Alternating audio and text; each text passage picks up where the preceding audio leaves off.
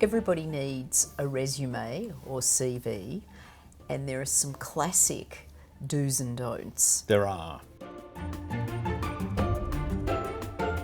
Now, you've seen thousands of resumes.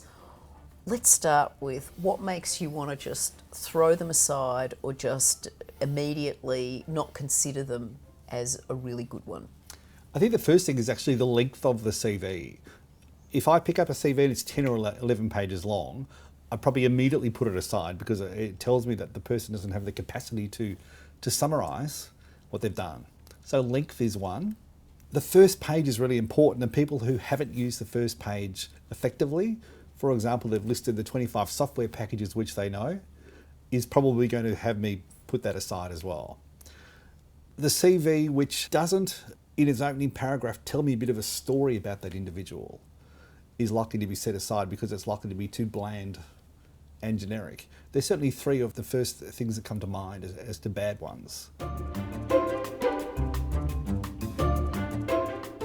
What about typos? Does that disturb you, or do you forgive that? Very rarely do I forgive typos. I personally like to see really good grammar, really good spelling, and a readable font. I also like to see some white space because it gives me some sense that the person has a sense of pattern and order. What do you mean by a readable font? Oh, I think at least 11 or 12. I've read CVs where people are trying to get so much onto the page that they're using a 6 or an 8 font and it's impossible to read. Generally, it's not the worst examples which stand out because they're obvious. It's those which don't tell a really compelling story about the individual, which become boring to read when you do that page one test. So really you want the person to stand out as somebody who's real and authentic, as opposed to a generic one, which means it's very same, it's very ordinary, it's very bland, and you don't get the sense of the person. Well, I want the person to stand out predominantly because of their capability, because of their experience, and because of their achievements. But we are recruiting people to work in our team. We do want to find out a little bit about them as a person, and the way that they write their CV is a really great way to do that. So let's go through what are the things that make for a great resume. What do we need on page one which gets you off to a great start? Firstly, some kind of introduction which tells us about you, what you're doing and what you want to achieve, and why potentially you're applying for that role. Secondly, a good summary of your core professional capabilities. And thirdly, a really good summary of your job history. That's what I want to see on page one. Your story, your capabilities, your job history. That's in addition to your name and other details, your contact details. Correct. And with what else goes on page one, it's now suggested that people don't put age, date of birth, possibly not even address. Why is that the case? I don't think you need your age because I think people's experience and capabilities should be read without any reference or thought of their age, particularly in a diversity conscious environment. And I certainly don't think people need to put their address on page one of their CV. In a lot of online application processes now where you might be submitting a CV online, you're asked to type in your address anyway. I'm not sure you need it on page one when there's so many other really good things that you can have there. And in terms of what else might be left out, should you put referees or should you not put referees?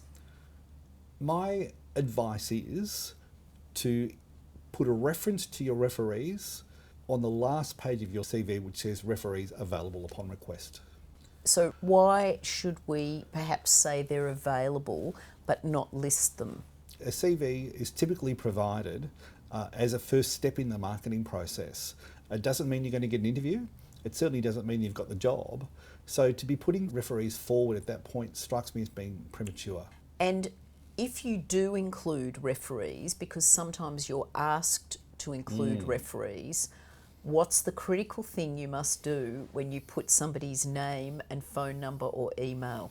Give them a call and ask them if they're happy to be a referee for you, but also tell them what positions that you're applying for, and tell them what you would really like for them to emphasise about you and your background and their knowledge of you. I think that's critical, and I like to be reminded by people who ask me to do that of the things that they did that they would love me to particularly emphasise. Absolutely.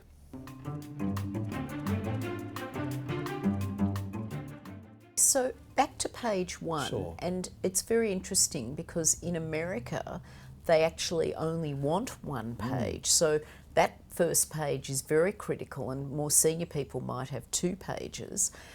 You said that you want their story of why they've applied for the job, but a lot of people put that in the covering letter. How does it differ? I think one is a summary of the other. If I'm reading a short personal profile, if you like, at the top of a CV, I like to know where that person is in their career, why they're in the marketplace, what they've achieved to date, and what they're hoping to achieve in their next career step. So if I said, I'm a team leader that has worked across 3 different companies and would now like to take a more senior management role and have the ability to travel, knowing that you're going to a company with a diverse geographical spread, that is going to make sense and be more attractive to you, the employer. Because it tells me exactly what that person is wanting to achieve in their career. For me, that's a really important element. That's really interesting because I don't think a lot of people put that in. Well, that comes back to the issue of the story. Tell me your story in 4 or 5 lines. You know, I've been working as a call centre team leader for the last 5 years, and I'm now looking to expand my experience by taking on a more senior management role, ideally in Asia somewhere. That's very compelling. It tells me exactly what you're looking for. That's what I'm looking for. That's what I need.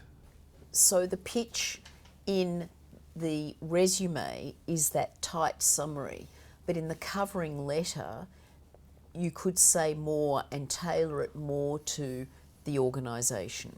You're absolutely right. For me, the covering letter is saying, number 1, this is why I'm interested in your organisation. Number 2, this is what I have to offer you.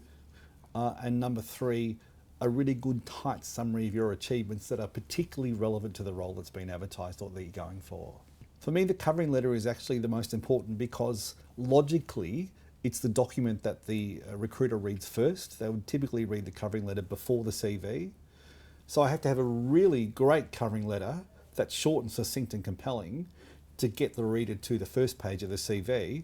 Then I've got to have a great page 1 that then gets the reader to page 2 or 3 or 4. It's a step-by-step process, isn't it? Because really, the resume is to hook a potential employer in to want to meet you. It's not to get the job, it's to get in the door, to be met, and to then do the next stage. And the covering letter is the tool to get the reader to get to the CV. So the covering letter has got to be really, really tight and compelling and tell a little story all of its own.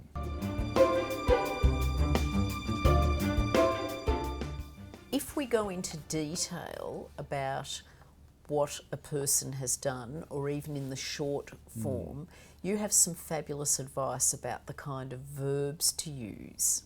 As a recruiter, I want to read action words. I want to read verbs.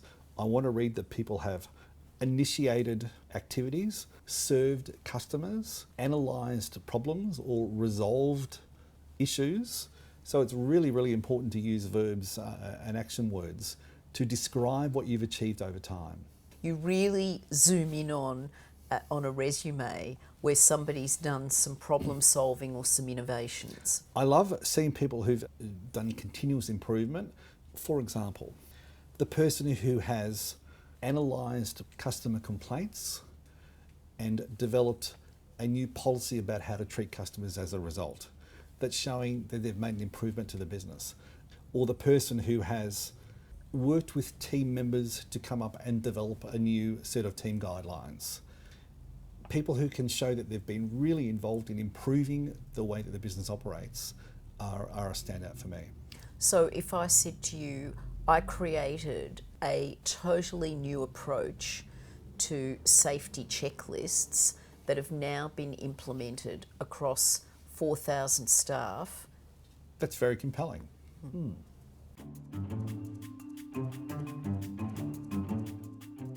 So we've talked about page 1. What about pages 2 and 3? In reverse chronological order, we need to put the positions that we held and the period that we held them. Secondly, for each of those positions, a summary of the job responsibilities. And thirdly, for each of those positions, a summary of the key achievements made over that period of time. So if a person has perhaps 4 positions over 10 years, we need to be able to see that mapped out in reverse chronological order.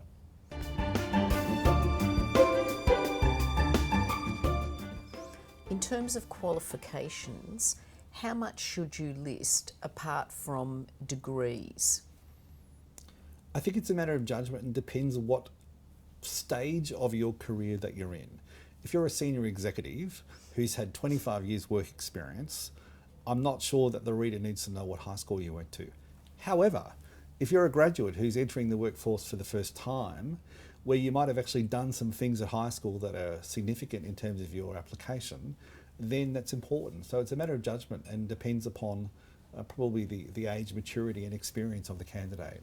What about prizes and awards that you've had? We need to consider the relevance of the prize or award to the position.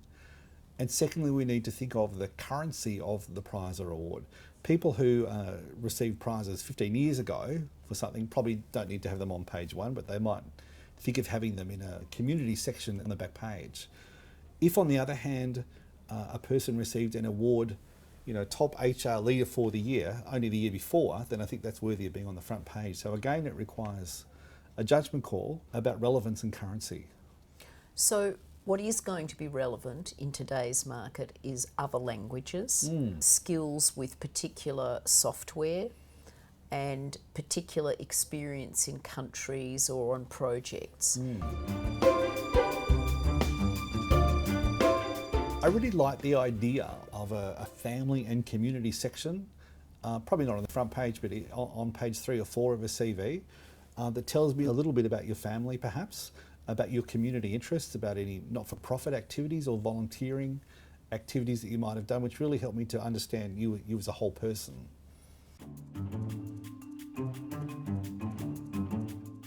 What do we do if in our career we have a significant gap? Because we may have had an illness that we don't want to talk a lot about. We may have had a time of unemployment. Maybe we went travelling. How do we manage that in the resume? I think, again, we have to use our better judgment as to how much we want to tell the reader. I think if we've been travelling, which is a fairly common reason for people not to be working, it's great to put that down. It's great to register that, because I think it helps, it gives us another perspective on the world, which organisations love. If we've been unemployed for a period, then if we've been doing other things during that time, looking after aged parents or doing some project work or doing some renovations, I think we should be referring to those. And if we decide not to mention a gap at all, then I think we should make that decision and be prepared to talk to it if we're asked that in an interview, because employers do say, I see you've got a gap in your CV of 2 years. Can you tell us about what you did then? And you just need to be able to tell a good story about that. I don't necessarily think it disadvantages you though.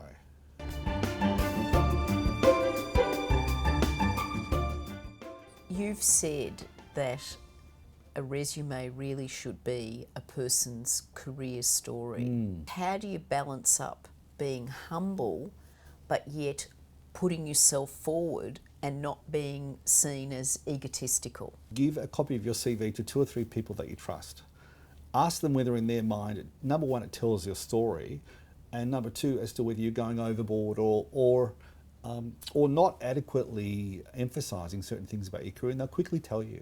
One of the really standout things that I find constantly missing is great examples of what they've done. When I know their work and I read the thing and I say, but what about when you did such and such? And it's almost like a person can't really bring to the foreground some of the things that other people find most compelling. So maybe that advice is also important even up front when you're going to write the resume, that you sit down with a friend who's known you or who's worked with you and said, what do you think are my best selling points? Not even trying to show what your selling points are, but asking and then having those, making sure that they're included. Completely. The very last thing you should get that friend to do is to check it for spelling and for grammar. Thank you very much, Peter. Pleasure.